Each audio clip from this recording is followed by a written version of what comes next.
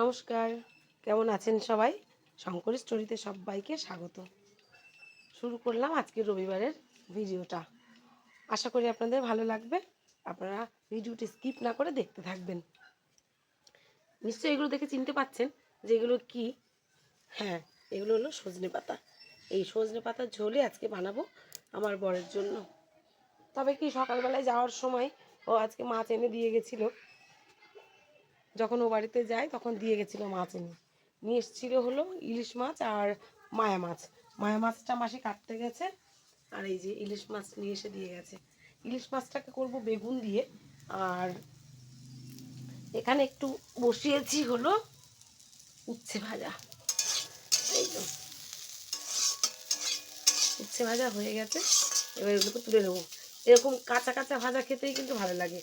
একদম শুকনো খটখটে ভাজাটা না আমাদের আবার পছন্দ করে না, তাই জন্য এইভাবেই ভেজে নিচ্ছি। এটাকে এবার তুলে নেব। হয়ে গেছে ভাজা।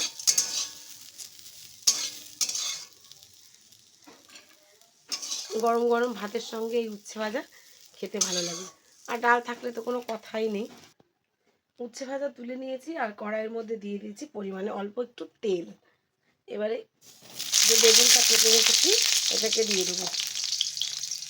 কিছুদিন যাবত একদম কম তেল মশলাতেই রান্না করার চেষ্টা করছি।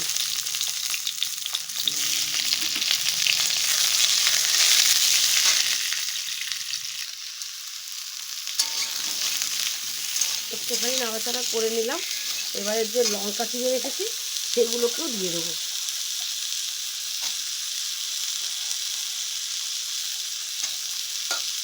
প্লেন কালো জিরে কাঁচা লঙ্কা দিয়ে মাছের ঝোল হবে। হলুদ দিয়ে দিয়েছি, এবারে দিয়ে দিচ্ছি লবণ।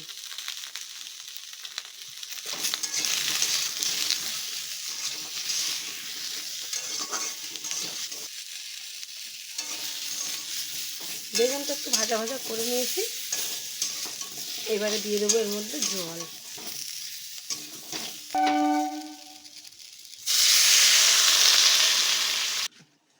এই যে এই মাছ দিয়ে হবে সজনে পাতার ঝোল।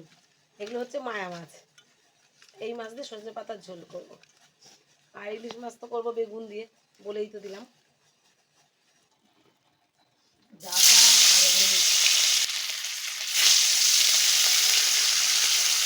হালকা একটু ভেজে নেবো, খুব বেশি ভাজবো না।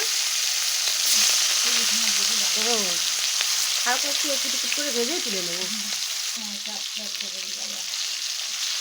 হ্যাঁ হ্যাঁ,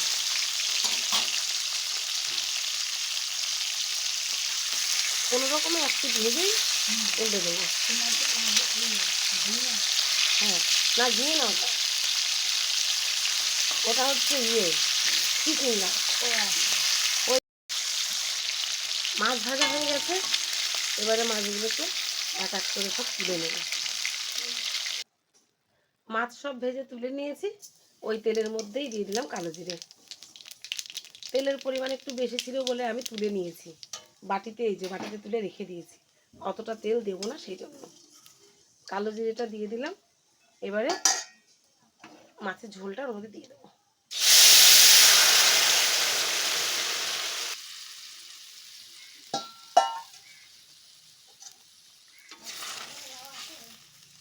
হ্যাঁ, একটুখানি যাবো ঢাকা পাড়ায়। হ্যাঁ, একটুখানি যাবো, বিকেলে যাব, এখন যাব না। বিকেলবেলায় যখন আপনার জামাই যাবে ওর সাথে একটু যাব। একটু গ্যাসের জোরটা বাড়িয়ে দিলাম। এবারে টকবক করে খানিকটা ফুটিয়ে নামিয়ে নেবো, লবণটা একটু চেক করে, কারণ লবণ হলো কিনা সেটা তো দেখে নিতে হবে। ব্যাস, আমার মাছের ঝোল একদম কমপ্লিট। লবণটা চেক করে নিয়েছি, ঠিকঠাক আছে। এবারে নামিয়ে নেব।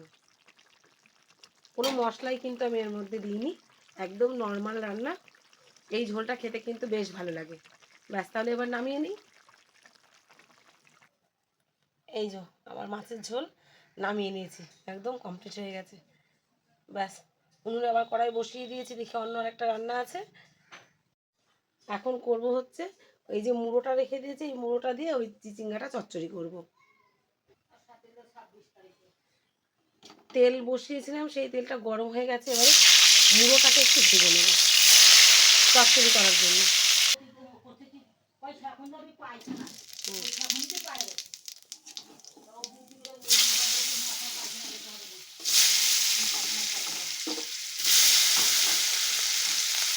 যাক, সুস্থ আছে তো।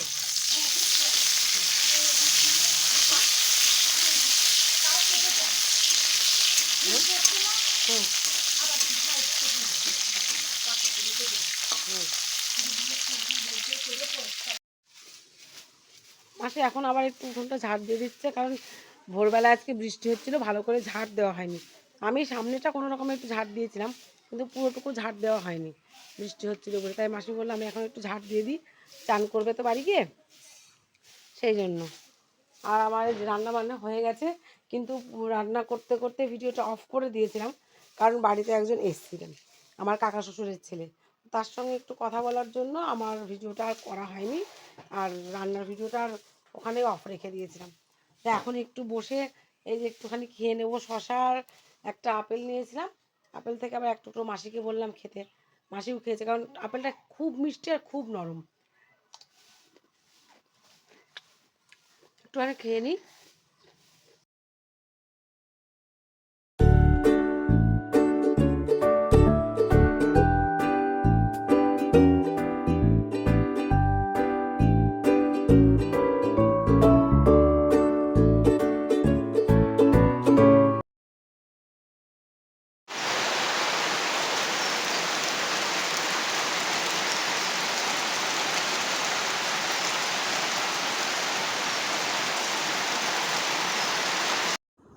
ও বাড়িতে যাব বলে রেডি হয়েছি, আর এই যে শুরু হয়ে গেছে মুষলধারে বৃষ্টি। এত জোর বৃষ্টি হচ্ছে, চারিদিকে জল জমে গেছে, মানে এত মারাত্মক বৃষ্টি। কি করে যাব কি জানি, বুঝতেই পারছি না। পাশের বাড়ির দাদা এই সজনে পাতাগুলো দিয়েছে, এগুলোকে পরে ছাড়িয়ে রেখে দেবো। আমার বরকে একটু রান্না করে দিই তো, একটু খেতে ভালোবাসে, আর খেলে তো ভীষণ উপকার, কারণ হাই প্রেশারের রোগীদের জন্য এটা খুবই ভালো। তো পরে এটাকে ছাড়িয়ে দেবো, রেখে দেবো। আজকে তো আর রান্না বান্না হয়ে গেছে, আবার আগামী দিন করবো বা পরে করব, এখন আর করবো না। বৃষ্টি হচ্ছে, বাইরে তো এখন যেতে পারছি না, তাই এখানে একটু জামা কাপড়গুলো দিয়ে। ভিডিওটি তাহলে আজকের মতো এখানেই শেষ করছি, দেখা হবে অন্য আরেকদিন। টাটা, সকলে ভালো থাকবেন।